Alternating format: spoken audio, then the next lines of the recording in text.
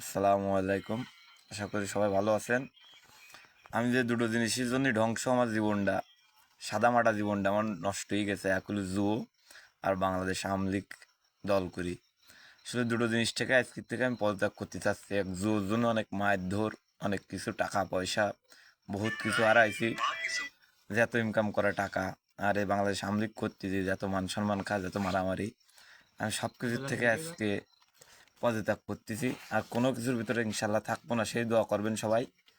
আর সবাই আমাকে অনেক ভালো আর ভালো কিছু জ্ঞান বুদ্ধি দেবেন। আর আশা করা যায় আমি ওর ভিতরে আর থাকবো না।